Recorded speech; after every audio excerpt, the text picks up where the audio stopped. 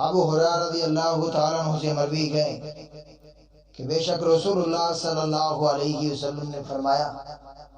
کہ اللہ رب العزت نے بے شمار فرشتوں کو مقرر کیا ہوا ہے، ان کی باقاعدہ یہ ڈیوٹی ہے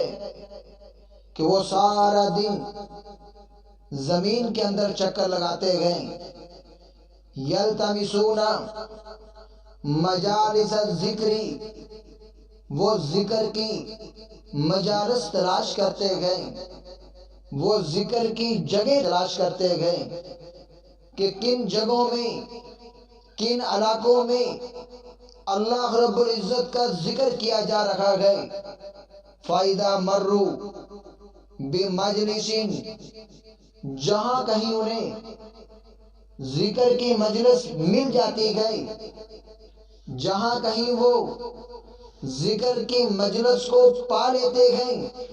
نبی مکرم صلی اللہ علیہ وسلم نے فرمایا عَلَى بَعْضُهُمْ عَلَى بَعْضٍ حَتَّى يَبْلُغُ الْعَرْشَ، وہ فرشتے تہ در تہ ایک دوسرے کے اوپر اس طرح کھڑے ہوتے گئے، ایک دوسرے کے پیچھے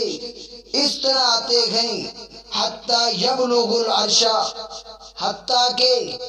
زمین سے لے کے آسمان تک کی جگہ فل ہو جاتی گئی اور ساتوں آسمان بھی فل ہو جاتے گئے، وہ اللہ کے عرش تک پہنچ جاتے گئے۔ تو اتنی برکت گئے، اتنی فضیلت گئے اللہ کے